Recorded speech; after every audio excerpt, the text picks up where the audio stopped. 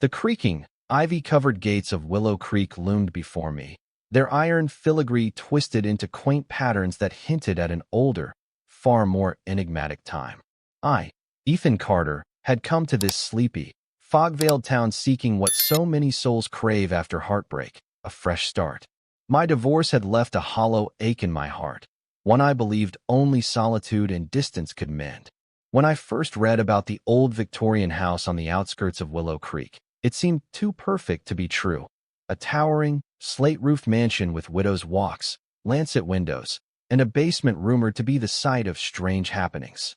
The more superstitious townsfolk whispered that it was haunted, though I suspected their cautionary tales were nothing more than local folklore. With a single battered suitcase in hand, I arrived on a mist-laden afternoon.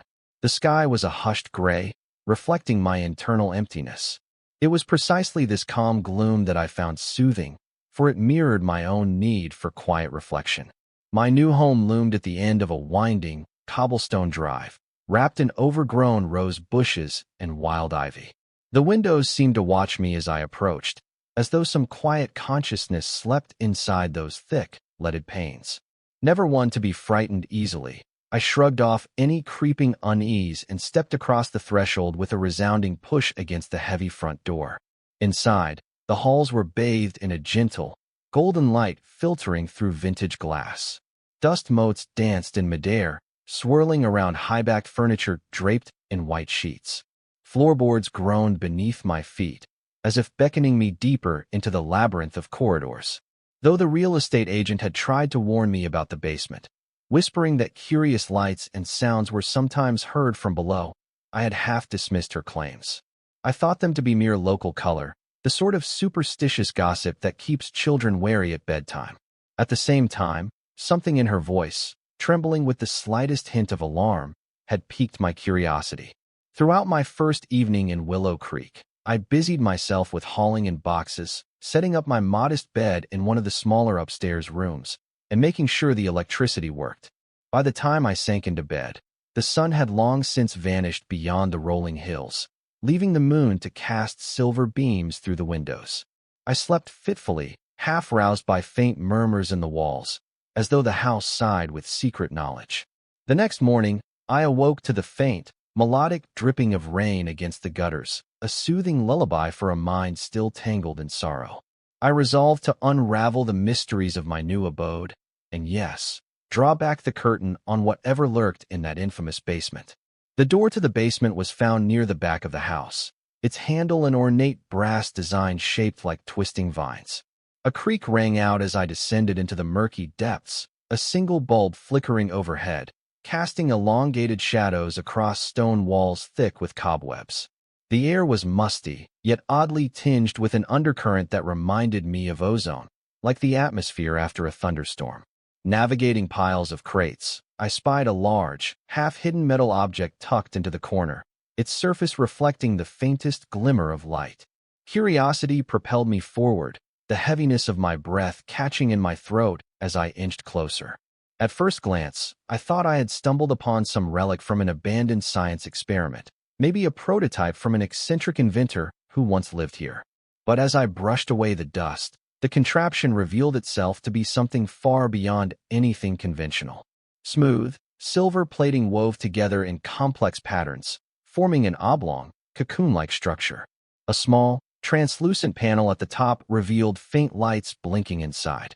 It felt strangely alive, or at least not entirely inert. My heart thumped in my chest, a primal surge of adrenaline mixing with awe, fear, and fascination. Compelled by an urge I cannot fully explain, I pressed my hand against what seemed to be a panel. A faint hum vibrated through my fingers, resonating up my arm. The contraption slid open with a series of gentle clicks, releasing a puff of pale blue vapor. My eyes widened as something stirred within. Then, a form emerged, softly glowing, with skin the color of a midnight sky lit by moonlight.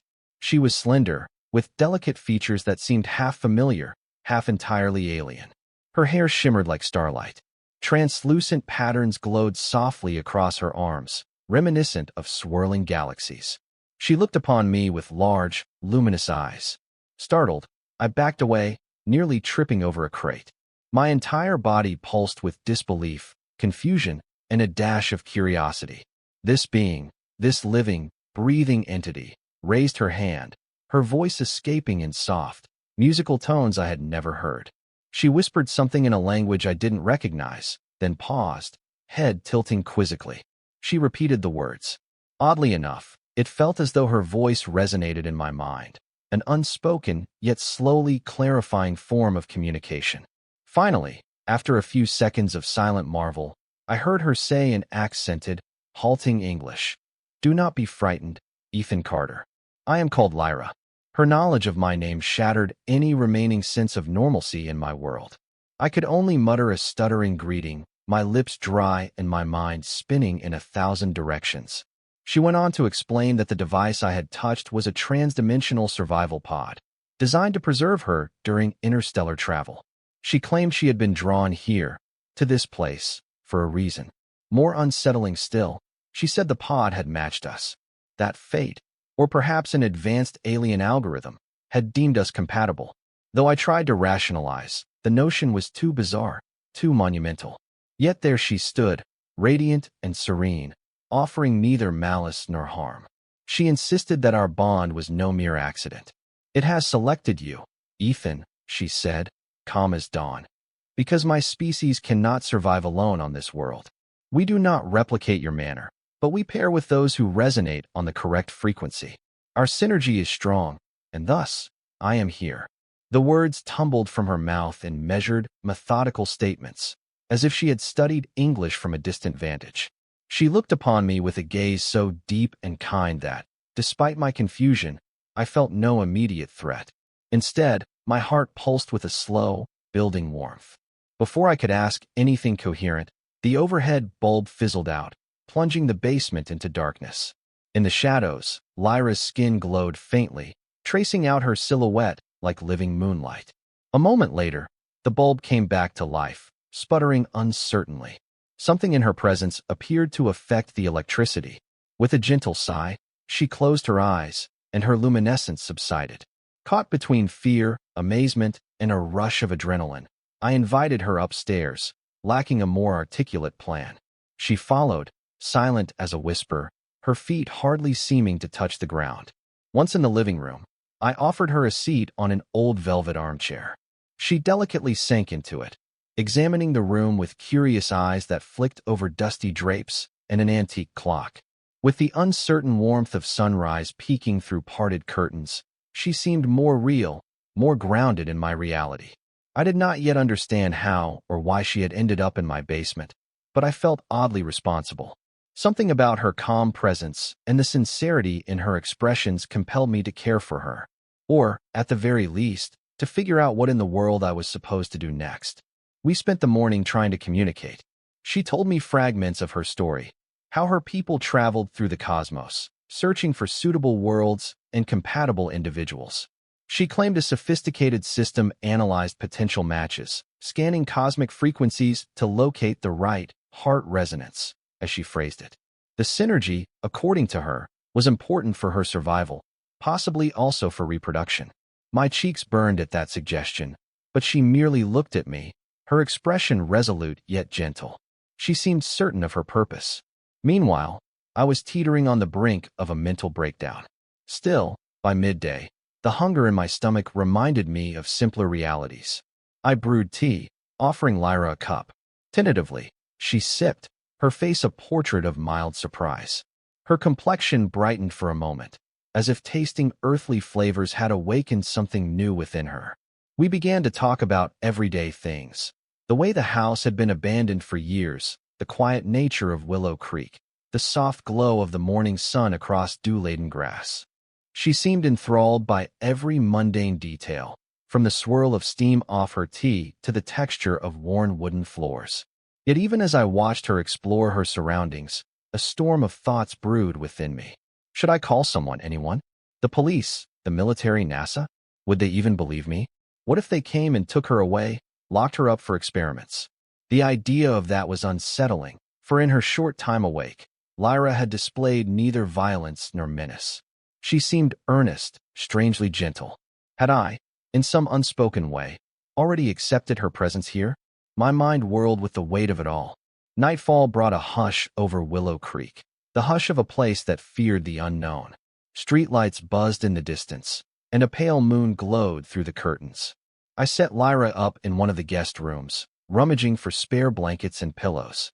She observed me, her eyes brimming with a gratitude so genuine it stung my conscience with the pang of responsibility. Before drifting to my own bed, I paused in the hallway, wrestling with my conscience. Did I lock her in? That seemed cruel. Did I just trust her? With a weary sigh, I let the question hang. I had no reason to distrust her, not yet, and so I left the door unlocked. Sleep came fitfully again, haunted by half-formed dreams of swirling galaxies, starships drifting across midnight skies, and an iridescent presence guiding me toward uncertain destinies. At dawn, I arose, eager to check on my strange new guest. I found her by a window, watching the sunrise with childlike wonder. She greeted me softly, as though mindful of the fragile morning quiet. Over the next few days, life fell into a curious pattern. I tried to show Lyra the basics of human living. How to cook a simple meal, how to wash dishes, how to use the shower. That part was more awkward than I'd care to admit. She was eager to learn, picking up new words, new customs, with a rapidity that left me breathless. Even though I had known her for mere days, her presence filled the lonely spaces of the old house with a gentle light. Yet unease gnawed at me. I still had no clue if the authorities were onto us. Strange black SUVs began appearing in the neighborhood, parked inconspicuously among the winding roads. Sometimes, from the corner of my eye, I caught glimpses of figures in suits lingering near my property's fence. My instincts told me that danger lurked, that they knew something. Late one evening, I heard a faint humming echo from outside. When I peered through the curtains, I caught sight of a shadowy form skulking among the bushes. My heart pounded. I ran to Lyra's room, adrenaline surging.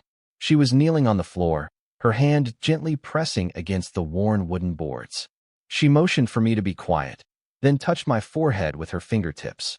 I felt a jolt, as if an electric current had raced from her hand into my mind.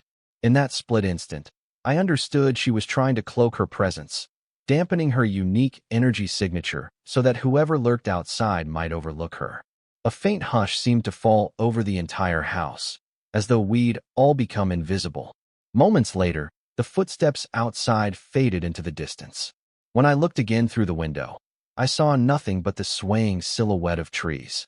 That night, I asked her about the powers she seemed to possess, about the swirling lights in her skin and the resonance that drew us together. She explained that her species, once biologically similar to humans, had evolved differently due to their planet's environment and the cosmic energies they harnessed. They could temporarily bend certain aspects of reality, though not on a large scale. The strange luminescent patterns in her skin were living conduits of this energy. She exhaled softly as she confessed that the powers came with a cost. Every time she exerted them, her life force drained slightly. Without a true mate, or a partner resonating on her frequency, she risked withering away over time. Her words left me speechless. Something protective awakened in me. I wanted to ensure she stayed safe, alive, and free from harm. The notion that an alien, from some distant star, needed me in order to survive was dizzying. Yet the sincerity in her eyes, the trembling note of vulnerability in her voice, stirred a compassion I'd thought long buried since my divorce. Whether or not we truly were soulmates, as she called it, I could not say. But she was inextricably tied to me now, or so it felt, and I sensed that I needed her just as much as she might need me.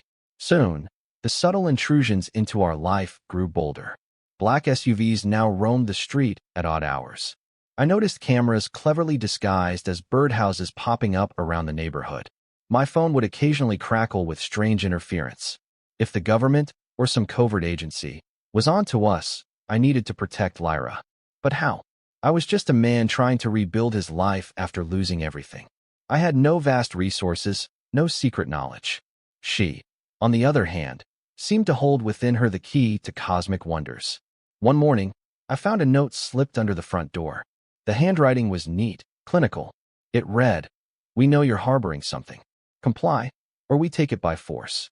No signature, no official seal. My blood ran cold. I showed it to Lyra, who read it with a pensive frown. She gently pressed the paper between her palms, and a faint glow suffused her hands. "They will not stop," she said softly, "unless they know I am not a threat. But they likely do not wish for peace. They want what is inside me, my knowledge, my abilities." I ground my teeth, fear gnawing at my chest. I wanted to fight back, but how does one stand against clandestine forces that operate beyond normal law? Lyra placed a reassuring hand on my arm, her gaze unwavering. "We must show them that your species deserves better than secrecy, that you have the capacity for compassion. I trust you, Ethan." To lighten the tension, she once brought me a small, luminescent seed that she had produced from a hidden pouch on her suit, something akin to a pocket. When planted near the back garden, it sprouted an otherworldly plant whose leaves glowed a soft turquoise in the moonlight. The very soil around it seemed rejuvenated. Soon, our humble garden teemed with peculiar blossoms, each emanating a gentle radiance. At night, they sparkled in shifting hues, as though reflecting star patterns I could not recognize. Word spread quickly through Willow Creek of the glowing plants at the old Victorian house. Neighbors began to loiter by the fence after dusk, pointing and whispering. Some were merely curious, others seemed unsettled. Rumors abounded. Amid the swirling uncertainty, our bond deepened. There is a peculiar comfort in camaraderie when two souls, human or otherwise, are bound by extraordinary circumstances. Lyra began to help me around the house with small tasks, reviving old furniture with a single touch, cleansing the musty air in certain rooms by adjusting the cosmic fields around us, and sharing curious stories of her homeworld, describing silver forests that hummed with living energy. As she spoke, her eyes would shimmer with that mesmerizing glow, and I would imagine traveling beyond Earth with her, exploring galaxies I had never dreamed of. One evening, while we sat in the drawing room, lightning flashed outside, illuminating the ancient wallpaper in brilliant white. The storm raged, thunder rattling the window panes. Lyra curled up in a corner, trembling slightly. She confessed that on her homeworld, storms of such violent ferocity were rare, and it unnerved her. Without thinking, I joined her, wrapping a blanket around her shoulders, offering what small warmth I could. It was the first time we had truly embraced. The walls of doubt and fear crumbled in that tender moment. Despite our stark differences, we found comfort in each other's closeness, forging a deeper connection than words alone could express. Shortly thereafter, the men in black suits made their move.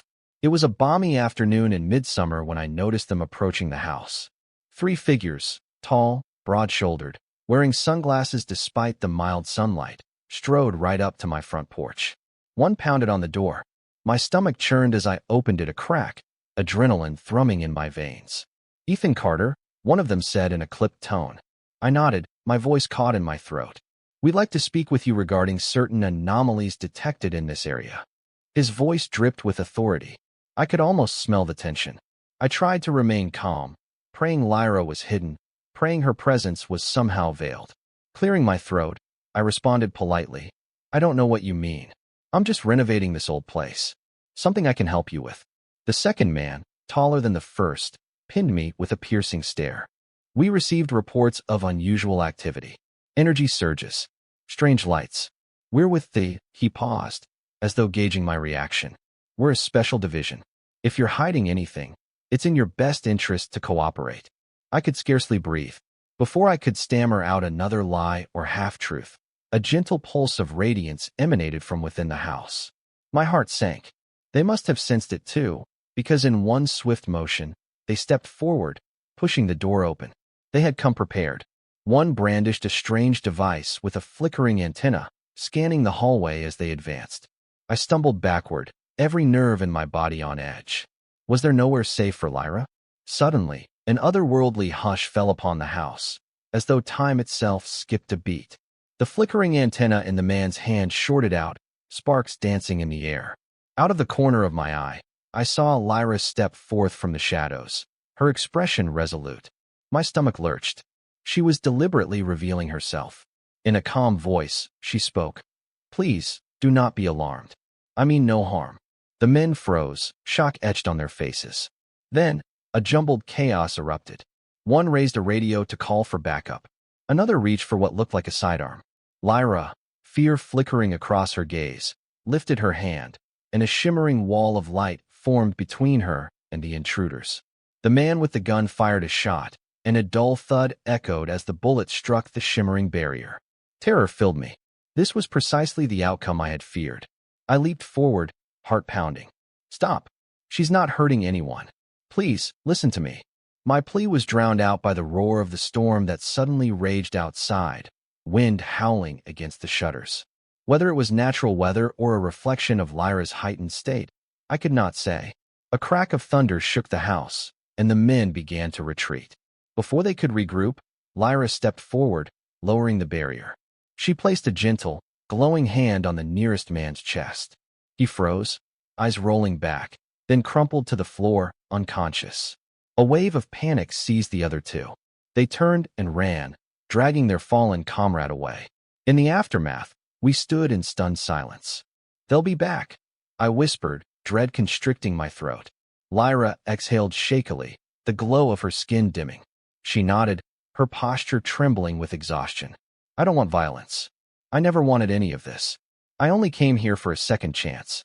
We realized then that staying in Willow Creek under these conditions would be dangerous for both of us. If the authorities returned with greater force, they might capture her, and who knew what fate awaited her in their laboratories. Our only option was to flee. Swiftly, we gathered essentials, some clothes, basic provisions, the alien seeds she had cultivated, and a few old maps. Slipping out under cover of night, we made our way through the quiet streets, headlights off, my car coasting silently across roads shrouded by tall pines and drifting fog. Our goal was uncertain.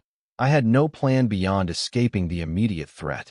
As dawn approached, we found ourselves on a deserted stretch of highway, the sky splashed with pastel hues of pink and orange. Weariness gnawed at my bones, but Lyra's presence beside me was a balm. She placed her hand on mine. "I am sorry, Ethan, for upending your life." Her voice trembled with regret, but also with a kind of gentle resolve. I squeezed her hand back, unsure what words could possibly convey the tangled swirl of gratitude and fear churning inside me. To avoid detection, we found a small, dilapidated motel off the main road. The neon sign flickered ominously, half the letters burned out. Still, it was a refuge for the night. We checked in under fake names, not wanting to leave a trail. Lyra's alien features were easy enough to conceal beneath the hood of a sweatshirt and large sunglasses. She looked almost human in the dim light, especially if no one examined her too closely. Once we were in the room, she collapsed onto the creaky bed, drained from the ordeal. I stroked her cheeks softly, feeling the faint hum of her energy beneath my fingertips. In hushed whispers, we discussed our options. Lyra confided that she might be able to call for help from her people, if we could find a spot where cosmic interference was minimal. But the risk was high. Any signal she sent would almost certainly be detected by the same people hunting us. Nevertheless, it was our only real hope. We couldn't keep running forever. That night, she hummed a soft, alien lullaby that pulled tears from my weary eyes. Somehow, in this battered motel room, with my life in ruins, I felt more alive than I had in years. The sorrow of my past heartbreak seemed distant now, overshadowed by the awe of her presence and the magnitude of what we were facing. We set out again before dawn, using back roads and avoiding major highways. Lyra guided me with uncanny intuition, instructing me where to turn, leading us deeper into remote areas of the countryside. By nightfall, we arrived at a sprawling field dotted with ancient, gnarled trees that seemed to watch us with silent wisdom. The sky overhead dazzled with countless stars. In that hush of nature, free from the glare of city lights, I felt the universe's vastness pressing upon us. Lyra walked to the center of the field. She spread her arms wide, and those glowing patterns reappeared across her skin, dancing like living constellations. She began to sing, her voice resonating in the still air, a haunting melody that seemed to merge with the night itself. I stood close, hardly breathing, caught between awe and trepidation. The swirling energy around her intensified, a gentle wind swirling leaves around our ankles. Eventually, the wind subsided, and she fell to her knees, trembling. I rushed to her side. "It is done," she murmured. "I have sent a call. My people will receive it. But so will they." She glanced at me, tears threatening to spill. We must be brave. Sure enough, within minutes, we heard the distant roar of engines. Lights appeared on the horizon. In the darkness, black SUVs raced across the field, tires crunching over grass. Doors slammed, and shadowy figures emerged, weapons glinting under starlight. My heart pounded so hard I thought I would faint. I positioned myself between them and Lyra, arms spread wide, a feeble shield against their aggression. "Please, don't hurt her," I shouted, my voice cracking with terror. The response was swift, a volley of shouting, the cocking of guns. A ring of men encircled us, their stance disciplined and unyielding. A tall figure stepped forward, his face unreadable in the gloom. "We've come for the alien," he said flatly. "Stand aside, Mr. Carter." Behind us, Lyra rose to her feet, her luminescence pulsing in rhythm with her heartbeat. She planted her feet firmly. "Your violence will achieve nothing," she said softly, her voice carrying an unearthly echo. "I do not belong to you." Tension coiled in the air like a viper prepared to strike. Everything froze, suspended in a single fragile moment. Then, from above, a piercing hum reverberated across the field. A radiant beam of light descended from the sky, parting the darkness. A shape, impossibly sleek, with surfaces reflecting cosmic starlight, hovered overhead. The entire field lit up with a bluish hue that seemed to pulse with an otherworldly heartbeat. The men around us gaped upward in shock, their weapons momentarily lowered. A hatch opened in the underside of the craft, and from within, another alien figure emerged, floating gracefully down the beam of light, landing beside Lyra with silent poise. He bore a resemblance to her in form, though his features were sharper, his eyes like liquid silver. Energy crackled around him, forming an invisible shield that the men with guns dared not penetrate. I could only stare, every nerve on edge, adrenaline coursing through my veins. The newcomer surveyed the scene, his gaze lingering on me. Then, he spoke in the same musical language Lyra had once used. She responded quickly, her tone urgent. Though I understood no words, I sensed the essence of her plea. She was asking for them to spare me, to see that I was not an enemy. The figure closed his eyes, as though contemplating. When he opened them again, he turned to address the men in black suits. His voice boomed, carrying an echo that seemed to ripple through the grass. None could mistake the warning in it. A hush settled. Seconds later, a handful of additional alien forms descended from the craft, forming a protective circle around Lyra, the newcomer, and me. The men in suits hesitated, uncertain how to proceed. Some of them peeled away, clearly rattled by the staggering presence of advanced technology. Others aimed their weapons, their eyes brimming with fear. A single shot rang out, and the bullet ricocheted off an invisible barrier. Instantly, a wave of energy erupted from the circle, knocking the aggressors flat. They scrambled back, crawling away in terror. In that luminous standoff, I realized how utterly helpless we humans were in the face of such technology. Yet, for all their power, Lyra's people did not strike to kill. Their defense was measured, their intent seemingly to protect rather than to destroy. My heart hammered as I watched the men retreat, uncertain whether they would regroup for another assault or flee for good. To my astonishment, the tall figure raised his hand, unleashing a pulse that disabled their vehicles. Engines sputtered, lights died. The men were forced to leave on foot, stumbling away into the night. A profound calm descended in the wake of this confrontation. Lyra turned to me, tears in her eyes. "I must go with them," she said, her voice faltering. "They have come to take me home, or to another safe place. Your planet is not yet prepared for us, for what we are."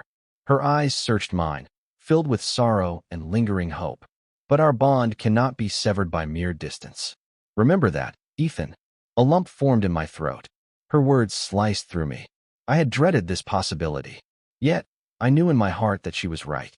Her presence here on Earth would only bring more danger. Our authorities would hunt her, exploit her, twist her gifts into weapons. Our time together, though brief, had become dear to me. Swallowing the knot in my throat, I whispered, "Will I ever see you again?" Her luminous gaze softened. She raised a hand to my cheek, brushing away the tears I didn't realize I had shed. "If your heart still calls for me among the stars," she said gently, "we shall meet again." Then she leaned in, pressing her forehead against mine, allowing our breath to mingle in a tender, silent farewell.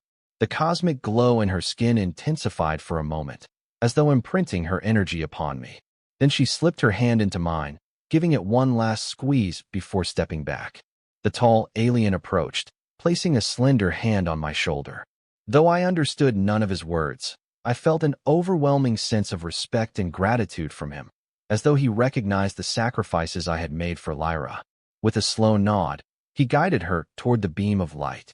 One by one, the aliens ascended back into their craft. She was the last to ascend, lingering for a moment to lock eyes with me, a myriad of silent emotions swirling in her expression. Then, with a gentle smile, she rose, disappearing into the radiance. Moments later, the beam of light vanished, and the craft soared skyward, faster than any earthly vehicle could manage. In the hush that followed, I felt both a profound loss and an unshakable sense of awe. My eyes remained glued to the spot in the sky where the ship had vanished, my heart aching with a strange mix of sorrow and hope. Eventually, the field returned to darkness. The men in black were gone, their vehicles left inert, and I stood alone under an endless expanse of starlight. I lingered there until the sun's first rays caressed the horizon. Only then did I make my way back to the old Victorian house, unsure of what I'd find. To my surprise, I discovered the glowing garden still flourishing in the backyard.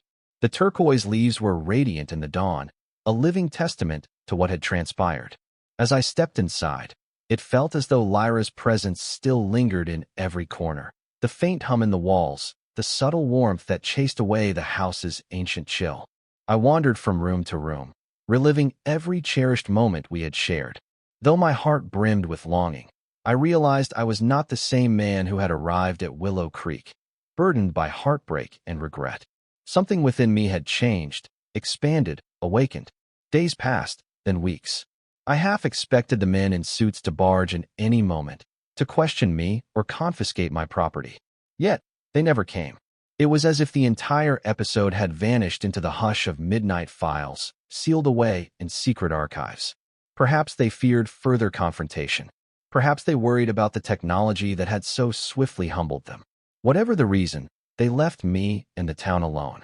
I set about repairing the house in earnest, refinishing floors, painting walls, clearing debris. Each repaired corner felt like an act of devotion, a tribute to the second chance I had received.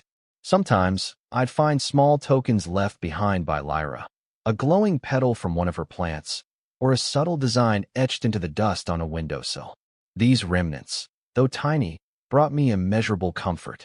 Word spread in Willow Creek that the strange lights and visitors had been just a passing phenomenon, or that it was all a rumor. Many were content to forget, to chalk it up to swamp gas or illusions. But I knew the truth. Late at night, I'd sit on the old porch swing, gazing up at the stars. I imagined Lyra out there, traveling among the galaxies, or perhaps living on a secret base with her people, working to ensure that one day, there could be peaceful collaboration between our worlds. The changes in my garden were nothing short of miraculous. The alien flora she had planted produced fruits and blossoms that, when consumed, filled me with gentle vitality. Energy thrummed in each bite, as though I were partaking in starlight itself. Neighbors who tried the produce felt inexplicably rejuvenated, though they attributed it to fresh organic farming methods. I never offered an alternative explanation. As time meandered on, I found healing in the memories. My divorce no longer plagued me, the bitterness replaced by a sense of wonder for the unknown, for the infinite possibilities that lay just beyond humanity's narrow sight. I began writing down everything I remembered about Lyra and her people, creating a chronicle I kept safely hidden in the attic. Perhaps one day I would share the full story if the world was ready. For now, the house stood as a quiet sentinel over my extraordinary secret. Months turned into years. The isolation that once weighed on me became a comforting solitude. I dabbled in teaching, offering creative writing classes at the local community center, hoping to inspire others to broaden their imaginations. Sometimes, in the quiet moments before sleep, I felt a subtle, tingling hum in the air, as though she was reaching out across the vast distance, reminding me that our bond remained unbroken. The townsfolk, once suspicious of my eccentric ways, gradually accepted me as a curious, if somewhat reclusive, neighbor. Children would visit, enthralled by the unusual flowers that glowed softly at dusk. They would ask me about magic seeds and fairy lights, and I'd smile, offering them small sprigs to plant at home.